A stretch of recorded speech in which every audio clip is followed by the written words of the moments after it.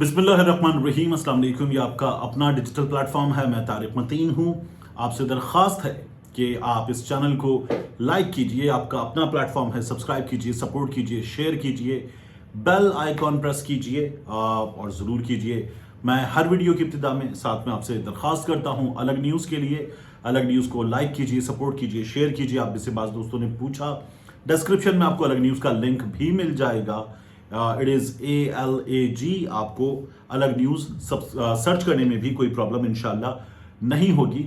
अब इस वीडियो के मौज़ूआत पर बात। इंटरनेट पर एक खातून ख़ास तौर पर सोशल मीडिया पर वायरल हैं। ये खातून तकरीर कर रही हैं और तकरीर कर रही हैं पाकिस्तानी अमेरिकन मुस्लिम होते हुए इसराइल के हक़ में तकरीर कर रही हैं, फ़लस्तीनियों के ख़िलाफ़ तकरीर कर रही हैं, जुल्म के हक़ में तकरीर कर रही हैं, जालिम के हक़ में और मजलूम के ख़िलाफ़। और जब ये बताती हैं कि अमेरिकन पाकिस्तानी मुस्लिम हैं, इनका नाम अनीला अली है, तो फिर हमारे यहाँ एक गम गुस्से की लहर दौड़ गई इन खातून के हवाले से।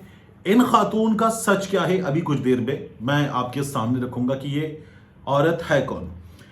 इसके बाद एक और ख़बर आई, आज बड़ी खलबली मचाई उस खबर ने कि जेल में इमरान खान साहब हैं वहाँ पर, और एक इंटरव्यू भी दिया चौधरी परवेज़ इलाही साहब ने। तो उस चौधरी परवेज़ इलाही साहब के इंटरव्यू की वजह से भी खासी खलबली मची। क्या माजरा है, जेल में क्या हुआ है, इसकी भी बात करेंगे और इमरान रियाज खान की भी बात करेंगे इस वीडियो में। सबसे पहले मैं आपको अनीला बीबी के बारे में बताऊं, लेकिन उससे भी पहले एक लतीफ़ा हुआ हमारी अदालत में, अक्सर होते हैं। एक और लतीफ़ा हुआ, शेख रशीद साहब जो है उनके खिलाफ सिंध में दर्ज मुकदमे में DSP ने इस्लामाबाद हाई कोर्ट को बताया, सिंध में दर्ज मुकदमे के हवाले से, कि मेरे ख्याल में ये मुकदमा बनता ही नहीं था, शायद कोई सियासी मामला हुआ हो। मेरे पास ये केस होता तो FIR खारिज हो चुकी होती, मेरा अब तबादला हो चुका है, आइंदा समात पर शायद कोई और पेश हो। ये उन्होंने अदालत को बताया। असिस्टेंट अटॉर्नी जनरल ने इस मौके पर जो जवाब दिया वो एक तारीखी जवाब था। उन्होंने कहा कि अदालत से इनका बयान ना लिखें, ये तो वैसे ही ईमानदारी से बात बता रहे हैं। जस्टिस तारिक महमूद जहांगीरी साहब ने कहा कि आपका बयान कार्रवाई का हिस्सा हम नहीं बना रहे, ये ना हो आपकी नौकरी चली जाए।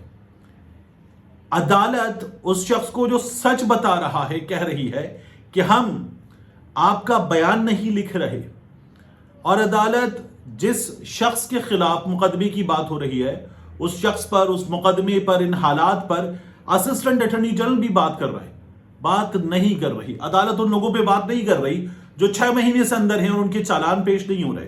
देखिए 9 मई जो है ना वो हो गया। अब उसके बाद सरकारी अमलाक पर, जैसे लाहौर में जिना हाउस है, उसके अलावा नीम सरकारी इमलाक में CSD है, राहत बेकर्स है, एक थाना है, मुस्लिम लीग नून वाले दावा करते हैं कि उनका दफ्तर भी चला है। ये तमाम चीज़ें हैं। एक नीम सरकारी चीज़ है अस्करी टावर, वो नजर आतिश हुआ, उसका एक हिस्सा जला था नीचे, जहां एक बड़ा कार शोरूम है। तो ये सब कुछ हुआ। सरकारी इमलाक को, निजी इमलाक को नुकसान पहुंचाने की अपनी सजाएं हैं। वो सजाएं जो हैं वो दे दी जाए, उसके बाद वो लोग अपील करें, सजा भुगतें, उनका मामला आगे बढ़े। 6 महीने हो गए, चालान पेश नहीं हो रहा है और अदालतों में ये चल रहा है। तो हमारी अदालतों में जो है वो लतीफ़े हो रहे हैं, जैसे ये लतीफ़ा हमारी ही अदालत में एक बार फिर मजीद हो गया। काजी फाइज ईसा साहब क्या कर रहे हैं? काजी फाइज ईसा साहब जो है वो मुसलसल कुछ भी हो उसमें इमरान खान साहब, सदर आरिफ अलवी, इमरान खान साहब की जमात उसे बार बार हमने देखा कि ले आते।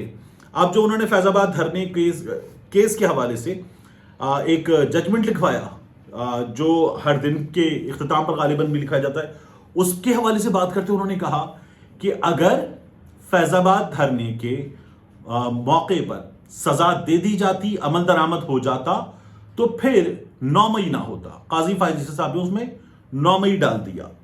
तो लोग तो सवाल कर रहे हैं और पूछ रहे हैं कि इससे कहीं पहले 2014 में सानेहा मॉडल टाउन हुआ था, और अब उसका स्टेटस क्या है?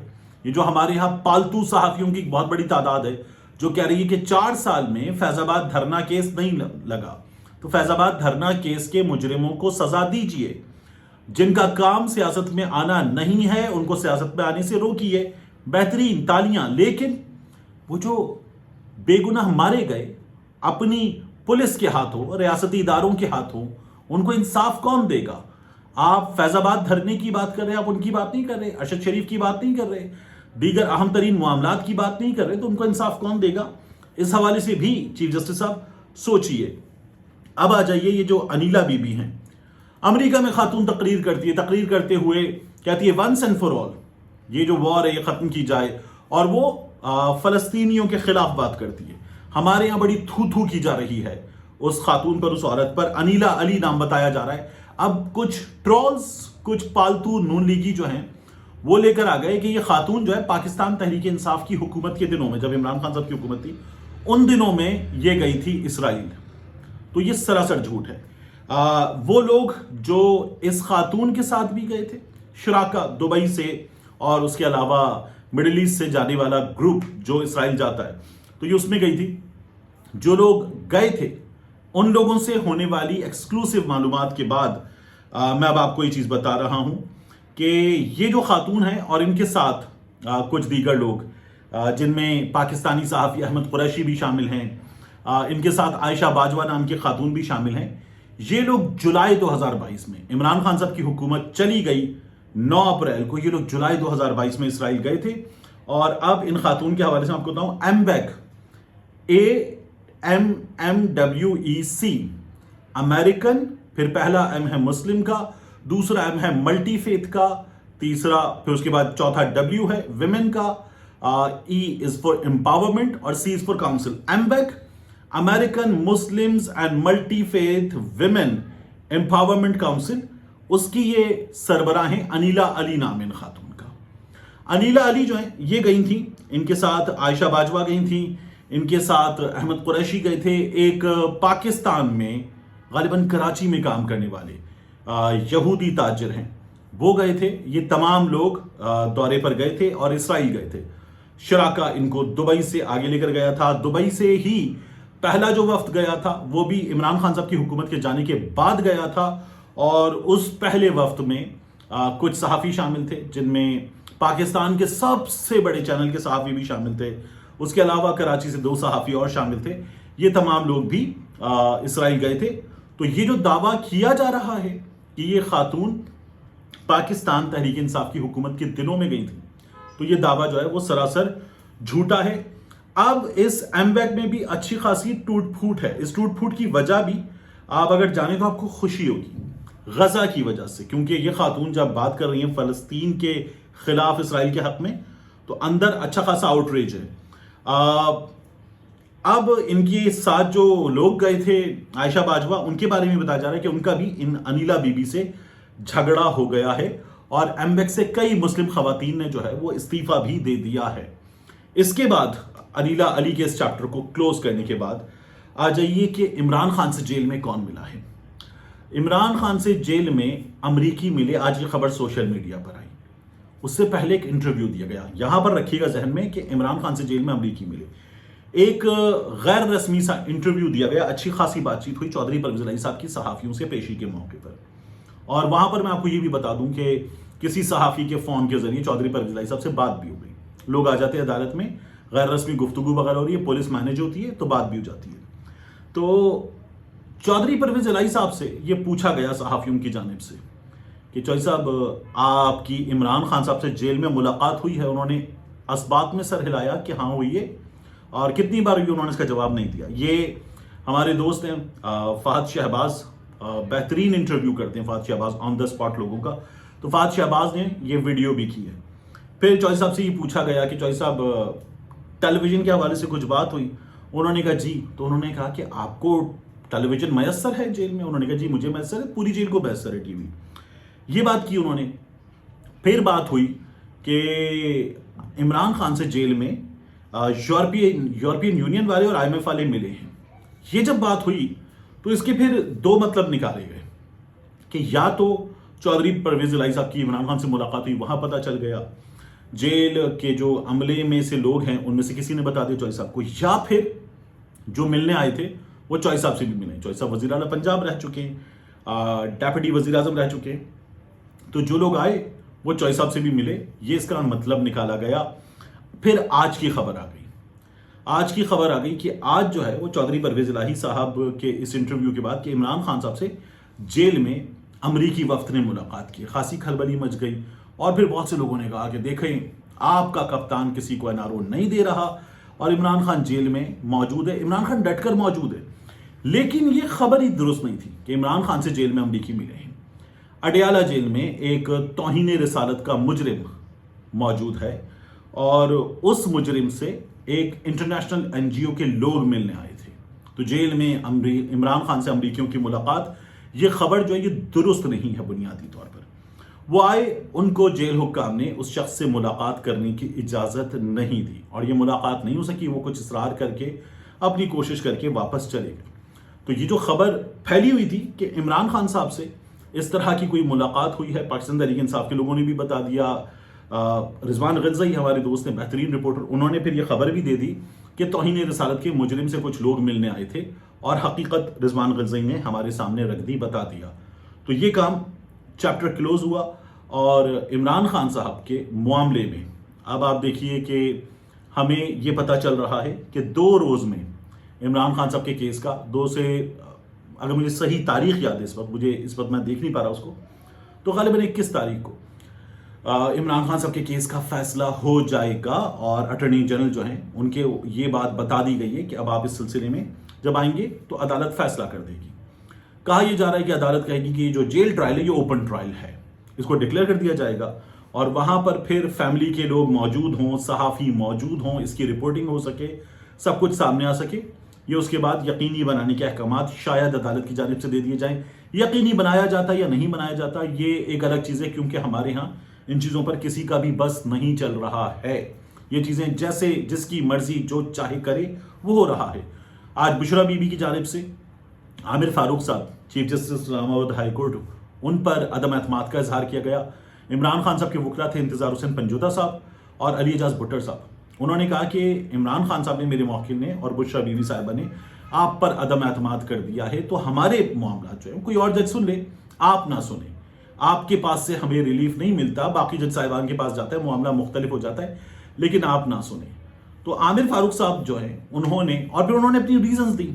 عامر فاروق صاحب نے جو ہے وہ کہا کہ یہ بات مت کریں، نامناسب بات کر رہے ہیں، اور ان کو ڈانٹنے کے بعد عامر فاروق صاحب نے فیصلہ جو اس دن کا لکھوایا، اس میں لکھوایا یہ کہ وکیل صاحب کوئی مناسب وجہ پیش نہیں کر سکے کہ مجھے کیوں یہ کیسز نہیں سننے چاہیے۔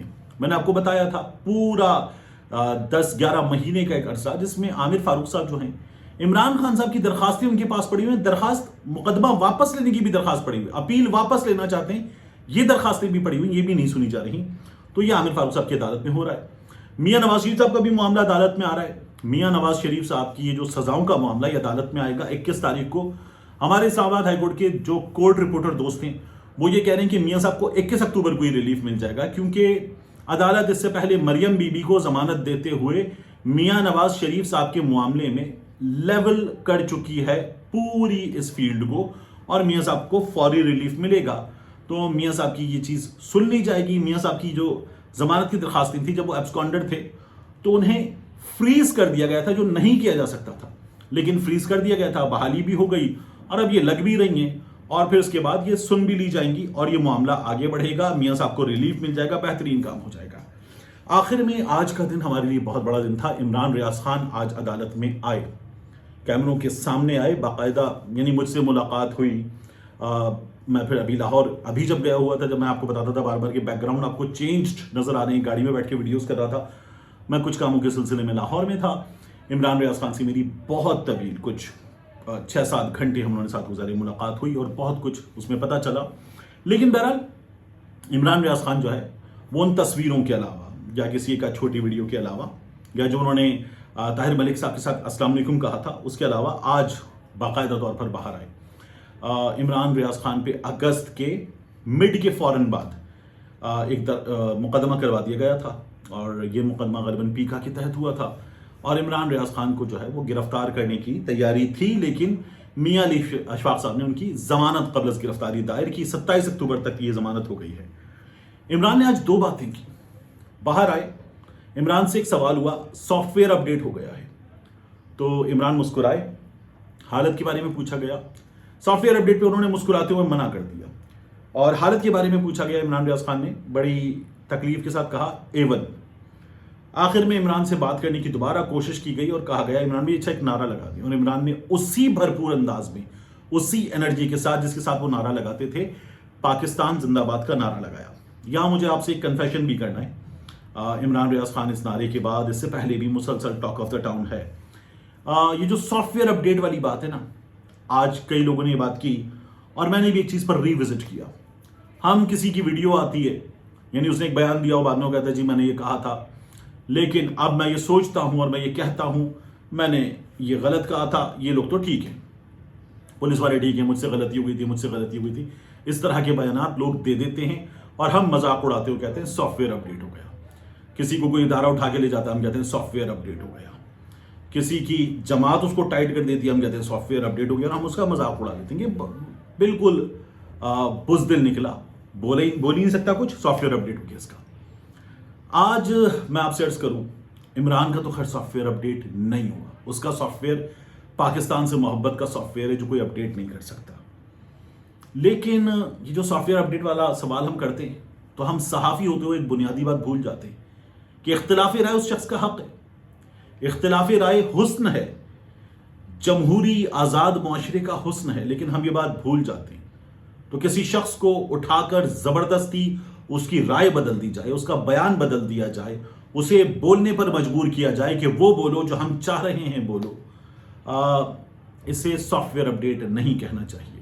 وہ شخص یہ بول رہا ہو اگر مجبوراً، جیسے عثمان ڈار بولا، جیسے شیخ رشید احمد بولے، فاروق حبیب نے تو خیر اپنے ساتھ برا کیا، لیکن جس طرح سے لوگ بولے، بہت سے لوگ بولے، اسے سافٹ ویئر اپڈیٹ نہیں کہتے۔ اسے ان کی مجبوری سمجھ کے ان لوگوں کو چھوڑ دیجئے، اور وہ لوگ جو زبردستی بیان دلوا رہے ہیں ان کے زبردستی بیان دلوانے کے عمل کو کنڈیم کیجئے، اس شخص کو کنڈیم مت کیجئے جس کا میں اور آپ مذاق اڑاتے ہوئے کہتے ہیں اس کا سافٹ ویئر اپڈیٹ ہو گیا۔ سافٹ ویئر اس کا اپڈیٹ نہیں ہوتا، سافٹ ویئر ان کا اپڈیٹ ہوتا ہے جو اپنے حلف سے روگردانی کرتے ہیں۔ ملتے ہیں انشاءاللہ آپ سے اگلی ویڈیو میں۔